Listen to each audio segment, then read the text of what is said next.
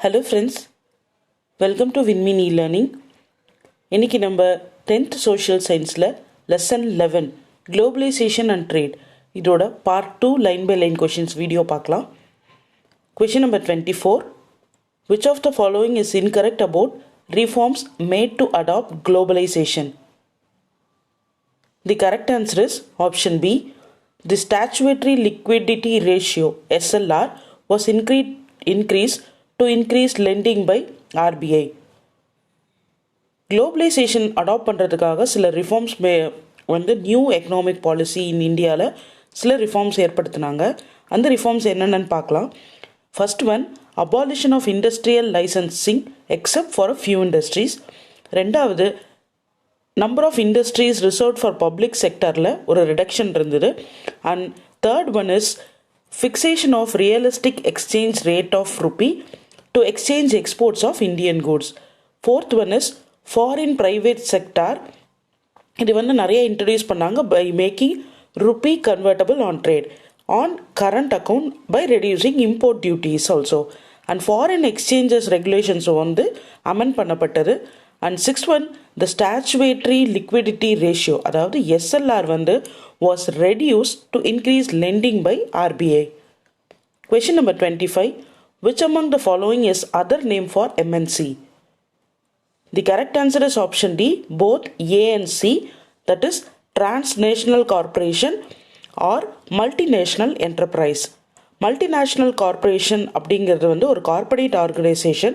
இது it can own or control production of goods or services in at least one country other than its home country. அதோட home country இல்லாமல் ஏதாவது ஒரு நாட்டில் அதோட ப்ரொடக்ஷனோட கூட்ஸோ இல்லைன்னா சர்வீசஸோ இருக்கிற மாதிரி ஒரு கம்பெனியை தான் மல்டிநேஷ்னல் கார்பரேஷன்னு சொல்கிறோம். This is otherwise called as multinational corporations MNCs or transnational corporation TNC or multinational enterprise MNE. Question number 26. Most of the MNCs now present in India belongs to which countries? USA, UK, France, Sri Lanka. The correct answer is option A, USA, UK and France. East India Company இந்தியாவுக்கு trading கம்பெனியாக வந்தது மாதிரியே அவங்களோட politically dominant நேச்சர்னால இந்தியாவை அவங்க ரொம்ப நாள் colony கண்ட்ரியாக வச்சுருந்தாங்க. அதே போல் இந்த மல்டிநேஷ்னல் கம்பெனிஸும் they first started their activities in extractive இண்டஸ்ட்ரீஸ்ன்னு சொல்லலாம். அதாவது to control raw materials in the host countries. எப்போனா டியூரிங் 1920s. இப்படி தான் அவங்க ஸ்லோவாக இந்தியாவுக்குள்ளே என்டர் ஆகுறாங்க. அந்த manufacturing and services sectors also 1950ஸ்க்கு அப்புறம் உருவாக ஆரம்பிச்சிது. So most of the MNCs at present இருக்கிற எம்என்சிஸ் எல்லாமே 4 மேஜர் எக்ஸ்போர்ட்டிங் கண்ட்ரிஸ், அதாவது யூஎஸ்ஏ, யூகே, ஃப்ரான்ஸ், ஜெர்மனியை சேர்ந்ததாக தான் இருக்குது. இதில் ரொம்ப லார்ஜஸ்ட்டாக பார்க்கப்படுறது US, that is United States of அமெரிக்காங்கிறத அமெரிக்கன் கம்பெனிஸ் தான் லார்ஜஸ்ட்டாக இருக்குது. Question number 27. Which of the following statement is correct? A common form of MNC participation in Indian industry is through entering into cooperation with Indian industrialists as a result of liberalized foreign investment policy FIP announced in July-August 1991. There has a further spurt of foreign collaborations and increased flow of foreign direct investment. The correct answer is option C. Both the statements are correct. ஒரு common form of MNC participation இந்தியாவில் எப்படி ஆச்சுன்னா Indian இண்டஸ்ட்ரியலிஸ்டோட ஒரு cooperation மூலயமா தான் enter ஆகுறாங்க. இந்த trends of liberalisation 1980s ஒரு ஃபாரின் கொலாபரேஷனுக்கு ஒரு சப்ஸ்டான்ஷியல் ஸ்ப்ரெட்டை கொடுத்ததுன்னு சொல்லலாம். ஸோ இது எந்த ஃபேக்ட்லேருந்து நம்ம கிளியர் பண்ணிக்கலாம்னா between the years 1948 to 1988 40 years, அதாவது அந்த 40 இயர்ஸில் டோட்டலி 12,760 ஃபாரின் கொலாபரேஷன் அக்ரிமெண்ட் இந்தியாவில் சைன் ஆயிருக்கு. ஸோ இதுதான் அந்த லிபரலைசேஷனோட ஒரு ஃபேக்டாக நம்ம பார்க்கலாம். So as a result of liberalised foreign investment policy, அதாவது எஃப்ஐபின்னு சொல்லப்படுறது, it was announced in July August 1991. நிறைய foreign collaborations and increase flow of foreign direct investment இந்தியாவில் இருந்ததுன்னு சொல்லலாம். Question number 28. Which of the following are advantages of MNC? Producing the same quality of goods at lower cost and without transaction cost, spurring job growth in the local economies. They are a way for the corporations to develop a monopoly. The correct answer is option A. The statement 1 and 2 are correct. So advantages and disadvantages of MNC வந்து நம்ம பார்க்கலாம். Advantages பார்த்தீங்கன்னா they can produce the same quality of goods at lower cost without transaction காஸ்ட்னு சொல்லலாம் in host countries. அதே போல் MNCs can reduce prices and it can increase the purchasing power of consumers world வைடுன்னு சொல்லலாம். And ஒரு MNC வந்து it can able to take advantage of tax variation in various countries. அதே போல் job க்ரோத்தும் அந்த local எக்கனாமிஸில் வந்து ஸ்பரிங் ஜாப் க்ரோத்தும் இருக்கும். இதெல்லாம் தான் அட்வான்டேஜஸ் ஆஃப் எம்என்சி. அதே போல் டிஸ்அட்வான்டேஜஸ் ஆஃப் எம்என்சின்னு சில பாயிண்ட்ஸ் இருக்குது. அது பார்த்திங்கன்னா they are a way for the corporations to develop a monopoly for certain products. சில ப்ராடக்ட்ஸ்க்கு இவங்க வந்து ஒரு மோனோபோலியாக மாறுறதுக்கு வாய்ப்பு இருக்குது. அதே போல் they are also a detrimental effect on the environment பாலிசிஸும் என்விரான்மெண்ட் எஃபெக்டும் கண்டிப்பாக ஒரு டிஸ்அட்வான்டேஜாக எம்என்சியால் இருக்குது. So introduction of MNC into host countries economy வந்து it can lead to the downfall of smaller இல்லைனா லோக்கல் பிஸ்னஸ். இதுக்கு ஒரு டவுன்ஃபால் ஏற்படலாம் இன் தி ஹோஸ்ட் கண்ட்ரிஸ். அதே போல் MNCs can breach ethical standards accusing them of evading ethical laws and can leveraging their business agenda with capital. இது எல்லாமே வந்து disadvantages of MNCs. And question number 29, match the following with their respective headquarters. ONGC Pune, Infosys Chennai, TVS Delhi, Bajaj Bengaluru. The correct answer is option C, ONGC Delhi, Infosys Bengaluru, TVS Chennai, Bajaj Pune. So இந்த table ஃபார்மில் Indian multinational கம்பெனிஸோட company and headquarters, அப்புறம் அது என்ன type of industries with the countries of operation, இது எல்லாமே tabulate பண்ணியிருக்காங்க. Question number 30, which act refers directly to the operations of MNCs in India? The correct answer is option A, FERA. FERA அப்படிங்கிறது வந்து தான் டைரக்டாக எம்என்சிஸோட இந்தியன் ஆப்ரேஷன்ஸை வந்து refer பண்ணுது. So FEMA அப்படிங்கிறது என்னென்னா it emphasise the management rather than the regulation. So ஃபெராங்கிறது it refers to the direct operations of MNCs in India. Question number 31, match the following correctly. FERA 2010, foreign contribution regulation act 2011, foreign contribution regulation rules 1999, FEMA 1974. The correct answer is option C. FERA is 1974, Foreign Contribution Regulation Act 2010, Foreign Contribution Regulation Rules 2011, FEMA is 1999. So ஃபெராங்கிறது என்னென்னா foreign exchange regulation act இந்த year 1974 உருவாக்கப்பட்டுச்சு. அதே போல் ஃபெமாங்கிறது foreign exchange management act இந்த year 1999. இந்த flow of foreign contribution in India வந்து இட்ஸ் ரெகுலேட்டட் அண்டர் 2 கேட்டகரிஸ். அதாவது ஃபாரின் கான்ட்ரிபியூஷன் ரெகுலேஷன் ஆக்ட் 2010 படியும், அதே போல் ஃபாரின் கான்ட்ரிபியூஷன் ரெகுலேஷன் ரூல்ஸ் 2011 படியும் ஃபாரின் கான்ட்ரிபியூஷனோட ஃப்ளோ வந்து இந்தியாவில் ரெகுலேட் பண்ணப்பட்டிருக்கு. Question number 32, which among the following are the objectives in fair trade practices? Raising and stabilizing the incomes of small scale farmers, farm workers and artisans, increasing the organizational and commercial capacities of producer groups, promoting labor rights and the right to workers to organize. The correct answer is option D, all the above statements are correct. Fair trade அப்படிங்கிறது என்னென்னா it's doing business that ultimately keep, அவங்களோட ultimate aim வந்து small farmers ஒரு active பார்ட்டாக இருக்கணும் world market பிளேஸில். அதே போல் it's aims to empower consumer to make purchase that support their values, அந்த வேல்யூஸை சப்போர்ட் பண்ணுற மாதிரி ஒரு கன்சியூமர் குரூப்பை உருவாக்கணும். ஸோ ஃபேர் ட்ரேடுங்கிறது ஒரு business practices which can voluntarily adopted by the producers and the buyers of agriculture கமோடிட்டிஸ்ன்னு சொல்லலாம். அதே போல் handmade craft that are design to advance many economic social environment goals. That includes, இதில் என்னென்ன கோல்ஸ் இருக்குன்னா it can raise and stabilise the income of small scale farmers, farm workers and artisans. அதே போல் அந்த economic gains, opportunity, risk இது எல்லாமே equally distributed with the production and sale of these கூட்ஸ்ன்னு சொல்லலாம்.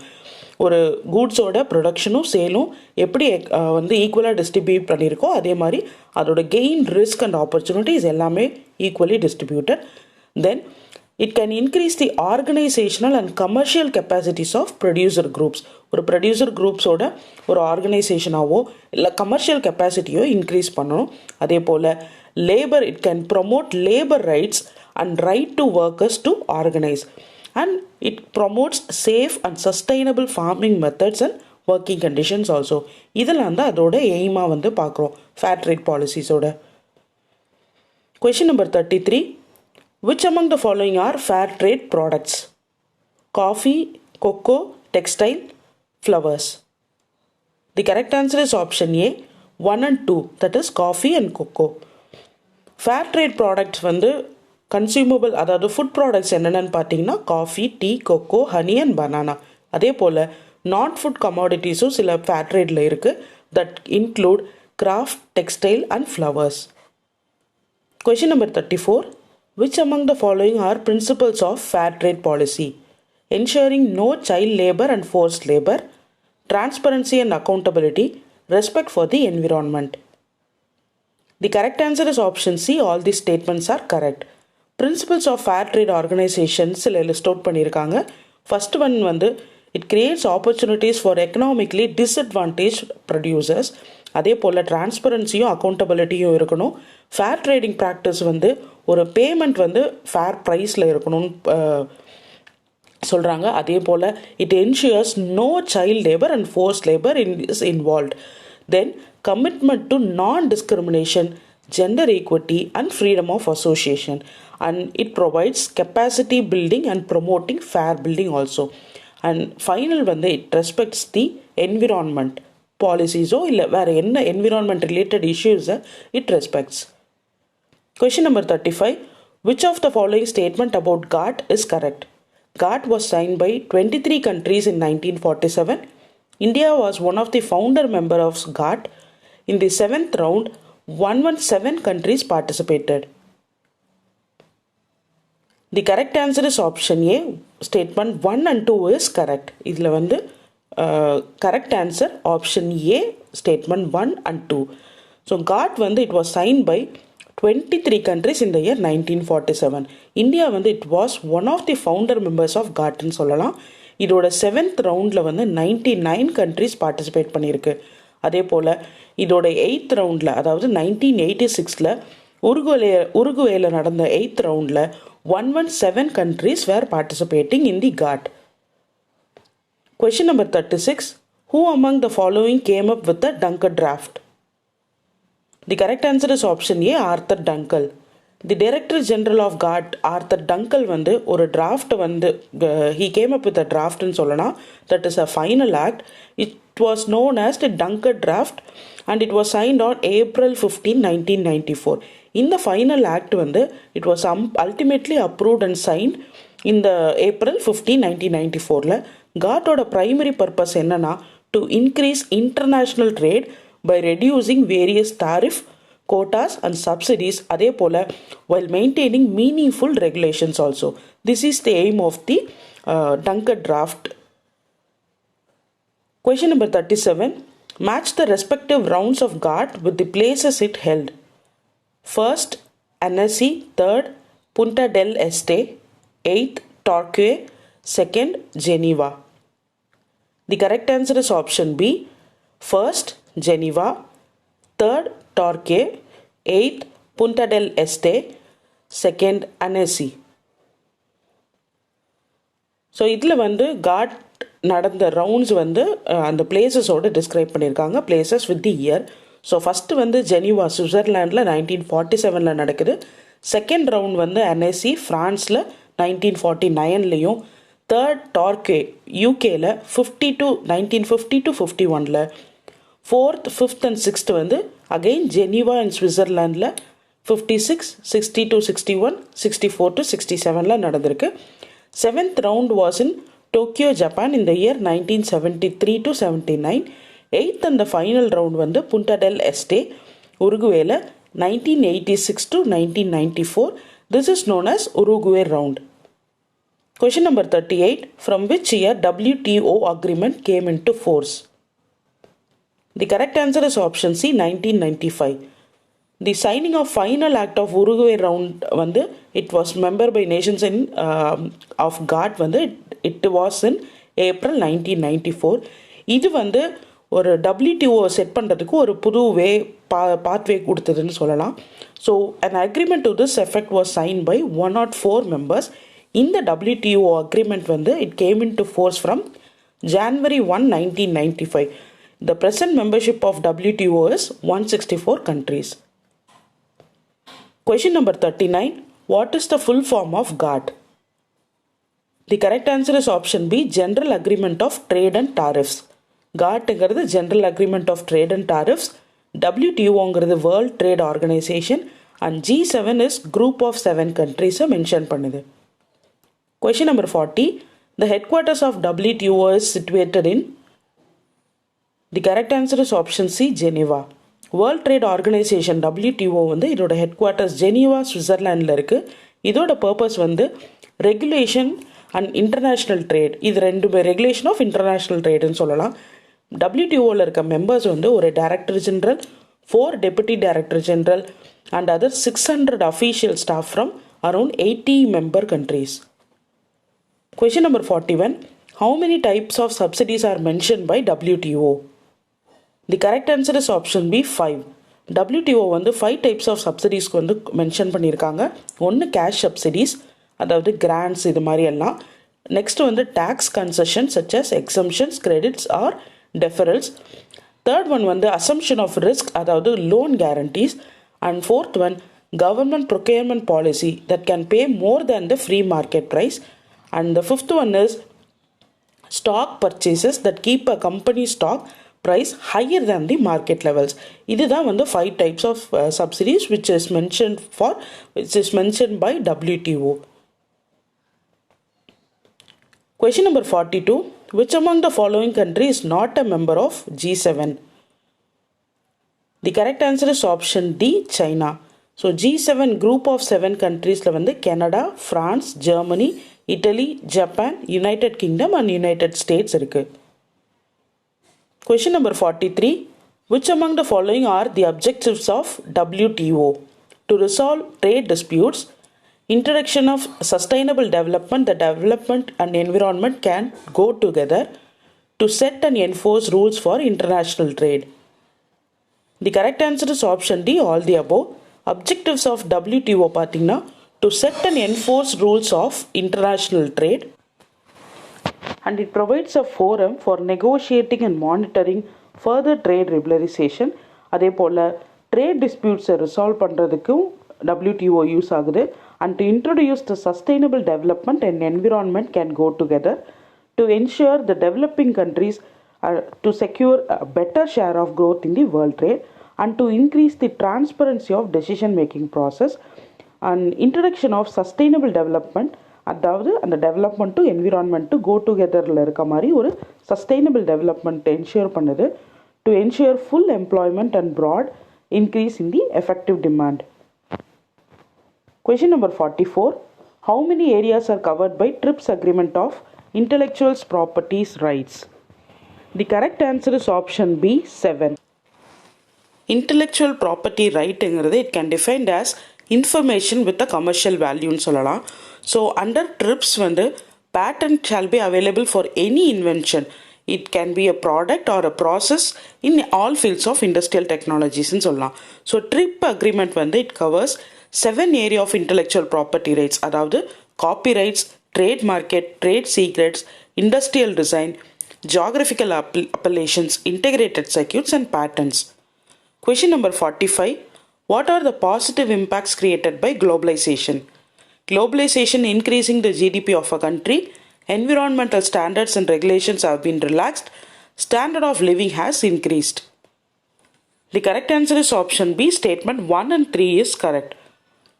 So குளோபலைசேஷனோட பாசிட்டிவ் அண்ட் நெகட்டிவ் இம்பேக்ட்ஸ் வந்து discuss பண்ணியிருக்காங்க.